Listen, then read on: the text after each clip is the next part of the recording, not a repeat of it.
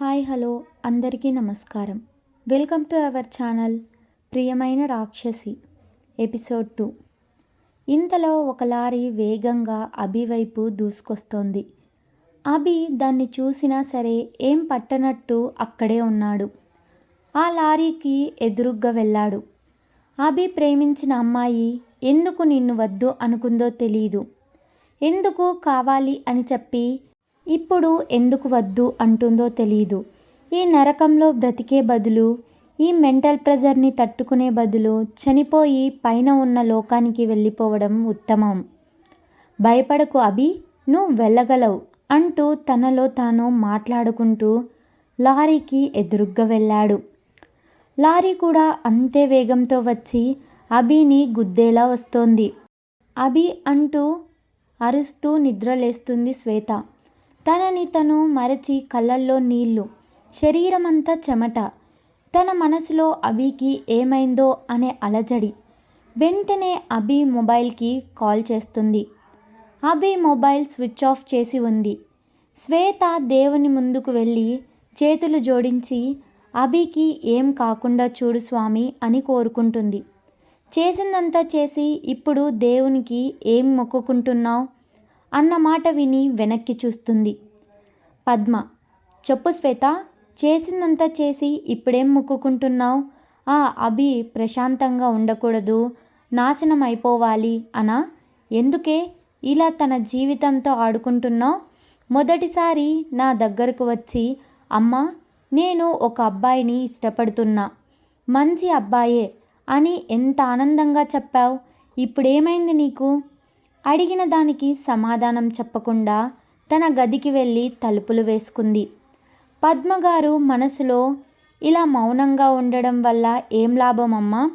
అక్కడ అభి మనసు ఎంత గాయపడి ఉంటుంది అని తన పని చూసుకుంటారు. లారీ అభికి చాలా దగ్గరగా వచ్చింది. అభి కళ్ళు మూసుకొని ఉన్నాడు. అభి కళ్ళు మూసుకొని ఉన్నాడే కానీ చాలా భయంగా ఉంది. ఇంతలో తన చెయ్యిని పట్టుకొని గట్టిగా ఎవరో లాగి చెంప మీద గట్టిగా కొట్టారు. అభి కళ్ళు తెరిచి చూశాడు. కార్తిక్. అరే అభి, ఏంట్రా నువ్వు చేస్తున్న పని? ఏమన్నా అర్థమవుతోందా? బ్రెయిన్ పని చేస్తుందా నీకు? అభి, రేయ్ ఇంకెందుకురా ఈ బ్రతుకు? మీ అక్క కారణం చెప్పకుండా నేను వద్దు అంటుంది, నాతో జీవితం వద్దు అంటుందిరా. కార్తిక్, రేయ్ కారణం మనం తెలుసుకుందాం. అక్క ఏదో కారణం ఉంటేనే అలా చెప్తుంది. అయినా అక్కకి నువ్వంటే ప్రాణం రా. అభి, ప్రాణం ప్రాణమైతే ఇలా ఎందుకు చేస్తుందిరా? కార్తిక్, అరే అదే ఆలోచించు, ఎందుకు అలా చేసింది అని. నీకు తెలీదా అక్క నిన్ను ఎంత ప్రేమించిందో? అభి, అవునరా నాకు తెలుసు, అది పిచ్చిగా నన్ను లవ్ చేసింది, కానీ ఎందుకు నన్ను వద్దు అనుకుంటుంది? కార్తిక్, అరే మనం అది కనుక్కుందాం. అభి, పద. ఇద్దరు అక్కడి నుంచి బయలుదేరుతారు. అభి ఇంటికి చేరుకుంటారు. కార్తిక్కి వాళ్ళ అక్క ఎందుకు అలా చేసిందా అని కోపంగా ఉంటుంది. లోపలికి వెళ్ళి తలుపు వేసుకున్న శ్వేత ఆలోచనల్లో మునిగిపోయింది. అభి కూడా తన రూమ్కి వెళ్ళి డోర్ క్లోజ్ చేసి ఆలోచనల్లో మునిగిపోయాడు. ఇద్దరూ వాళ్ళ ప్రేమని, వాళ్ళ అనురాగాన్ని, వాళ్ళ గొడవలను, శ్వేత అభిల అల్లరిని తలుచుకుంటున్నారు. శ్వేత పర్ఫార్మెన్స్ తర్వాత నార్మల్ డ్రెస్లోకి వచ్చి అందరి ముందు కూర్చొని ఉంది. అభి తనని ఒక అద్భుతంలా చూస్తున్నాడు. అభికి తనపై అభిమానం పెరిగింది. తర్వాత కొంత సమయానికి శ్వేత అక్కడి నుంచి వెళ్ళిపోయింది. అభి మళ్ళీ తనని నెక్స్ట్ డే వాళ్ళ క్లాస్లో చూశాడు. చాలా హ్యాపీగా ఫీల్ అయ్యాడు. ఆ రోజే తన పేరు తెలుసుకున్నాడు, అభి శ్వేత అని.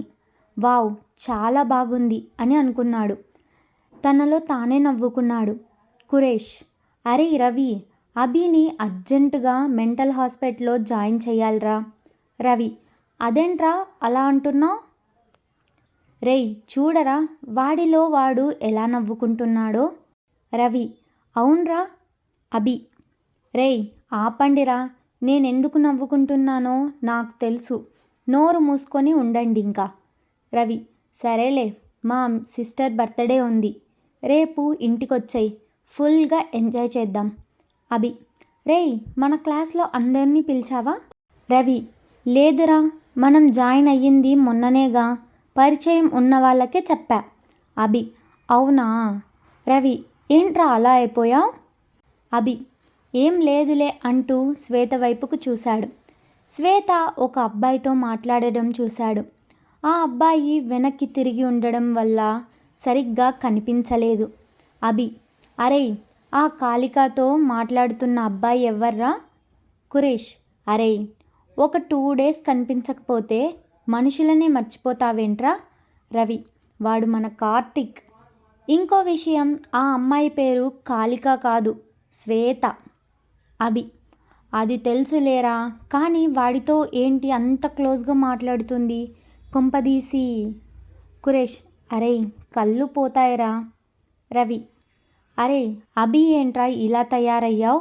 అందరికీ నువ్వే చెప్తావు, అలాంటిది నువ్వే అలా అంటావా? కురేష్: నువ్వేం ఎక్కువ ఊహించుకోకు, నువ్వు ఆ అమ్మాయికి సైట్ కొడుతున్నావు అని అర్థమైందిలే. రవి: రేయ్ అభి, అవునా? అభి సైలెంట్గా ఉంటాడు. కురేష్: అరే, నీకు ఏ విషయం అంత వేగంగా అర్థమవ్వదురా, వాడు నిన్నటి నుంచే లైన్ వేస్తున్నాడు. రవి: అభి, అమ్మాయి చాలా మంచిది. ఇంకో ముఖ్యమైన విషయం, కార్తిక్ వాళ్ళ అక్కనే శ్వేత. అభి: వాట్? కురేష్: అంటే మనకన్నా పెద్ద అని అనుకోకు, కార్తిక్కి తనకి 5 నిమిషాలు గ్యాప్. అభి: ఓ, ట్విన్సా? వావ్. రవి: రేయ్, ఆ అమ్మాయి చాలా మంచిదిరా, నీకు ఇష్టమైతే తనని ఇబ్బంది పెట్టకు. అభి: రేయ్, నా గురించి నీకు తెలీదా? కురేష్: తెలుసు కనుకే తన భయం. అభి కోపంగా. కురేష్: రవి: సర్లేరా, ఆడుకుంటున్నారు, నాకు టైం వస్తుంది. కురేష్: ఏడ్చావులే. అంతలో కార్తిక్ దగ్గరకు వస్తాడు. కార్తిక్: ఏంట్రా అభి, ఏం చేస్తున్నారు? కురేష్: ఏం లేదురా కార్తీక్, మన అభి లవ్లో పడ్డాడు. కార్తిక్: అవునా? ఆ మాట వినగానే అభి కురేష్ కాళ్ళని గట్టిగా తొక్కేశాడు. అభి: రేయ్, వాడేదో వాగుతున్నాడ్రా, నమ్మకు. రవి: రేయ్, అభి అబద్ధం చెప్తున్నాడు, గట్టిగా అడుగు, చెప్తాడు. అభి: ఒరేయ్, వీళ్ళు నన్ను ఆట పట్టిస్తున్నారు. అదేం లేదు. కార్తిక్: రేయ్, నీ కళ్ళల్లోనే అర్థమవుతుంది నువ్వు అబద్ధం చెప్తున్నావని. అభి ఫోన్ రింగ్ అవ్వకపోయినా మాట్లాడుతున్నట్టు నటించి అక్కడి నుంచి మళ్ళీ వస్తా అని వెళ్ళిపోయాడు. కార్తిక్: ఏంట్రా వీడు? రవి: వాడు అంతేలే, వదిలేయ్, నీకు చెప్పకుండా పెళ్ళి కూడా చేసుకోడులే. కార్తిక్: అదేంట్రా? కురేష్: అరేయ్, అది అంతే, నువ్వు లేకుండా వాడి పెళ్ళి జరగదు. కార్తిక్: ఏం మాట్లాడుతున్నారా అయ్యా?